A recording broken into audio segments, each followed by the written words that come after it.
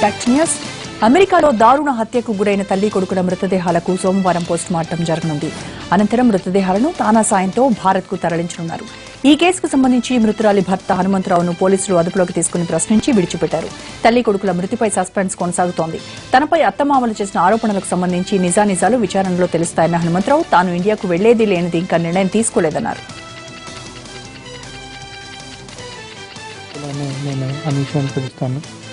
అనీష్ ఈరోజు రాలేదని చెప్పి బెడ్రూమ్లో ఉన్నాడేమని చెప్పి బెడ్రూమ్ దగ్గరికి వెళ్ళాను. వెళ్ళి చూసేసరికి వాళ్ళిద్దరూ అచేతనంగా పడిపోయి ఉన్నారు.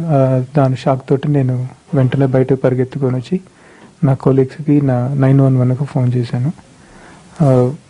విత్ ఇన్ 2 minutes లోపల 911 వచ్చారు. వచ్చిన తర్వాత వాళ్ళు ఫార్మాలిటీస్ అన్ని బిగిన్ చేశారు. ఆరోపణలు అంటారా, బాధలో ఉన్నారు, కానీ నిజాలు తెలుస్తాయి. అలానే నేను అనీష్ అని పిలుస్తాను. అనీష్ ఈరోజు రాలేదని చెప్పి బెడ్రూమ్లో ఉన్నాడేమని చెప్పి బెడ్రూమ్ దగ్గరికి వెళ్ళాను. వెళ్ళి చూసేసరికి వాళ్ళిద్దరూ అచేతనంగా పడిపోయి ఉన్నారు. దాని షాక్ తోటి నేను వెంటనే బయటకు పరిగెత్తుకొని వచ్చి నా కొలీగ్స్కి 911కు ఫోన్ చేశాను.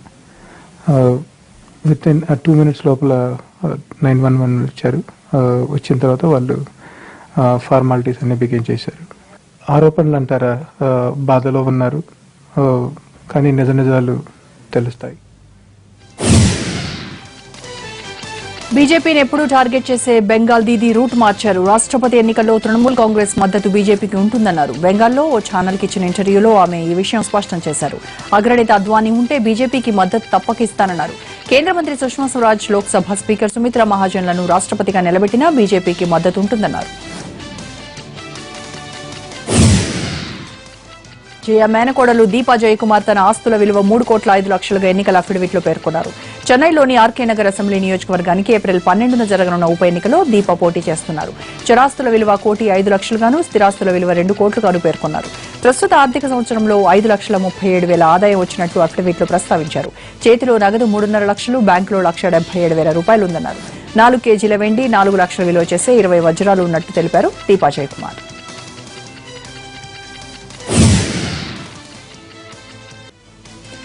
యూపీ సీఎం యోగి ఆదిత్యనాథ్ సోమవారం అయోధ్యలో పర్యటించనున్నారు. ఈ పర్యటనకు సంబంధించి ఫైజాబాద్ జిల్లా యంత్రాంగానికి ఆదేశాలు వెళ్లడంతో ఏర్పాట్లు చేపట్టారు అధికారులు. అయోధ్యలో రామజన్మభూమి, హనుమాన్ గరి, కనక భవన్లను సందర్శిస్తారు ఆదిత్యనాథ్. పాత స్నేహితుడు హరిధామ్ పీఠానికి చెందిన రామ్ దినేశాచార్యను కూడా కలుస్తారు.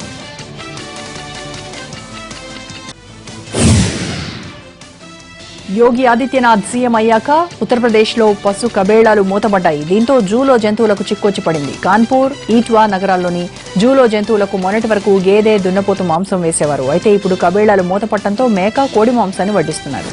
అయితే జూలో కొన్ని జంతువులు కోడి మాంసాన్ని అంత ఇష్టంగా తినట్లేదు. దీంతో జూ అధికారులకు ఏం చేయాలో పాలుపోవట్లేదు. మేక, గొర్రె మాంసం ఖర్చుతో కూడుకున్న పని కావడంతో నిధుల సమస్య తలెత్తుతోందని వాపోతున్నారు.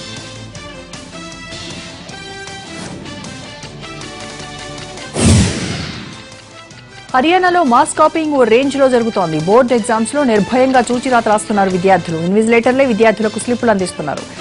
జార్జర్లో మాస్ కాపీయింగ్ పై వార్తలు రావడంతో పోలీసులు విధులు నిర్వర్తించడానికి వచ్చారు. ఆ సమయంలో విద్యార్థులకు స్లిప్పులు అందివ్వడానికి, ఆన్సర్లు చెప్పడానికి స్కూల్ ప్రాంగణంలో చాలా మంది ఉన్నారు. పోలీసులను చూసి కొంతమంది పారిపోతే అతి కొద్ది మంది మాత్రమే చిక్కారు.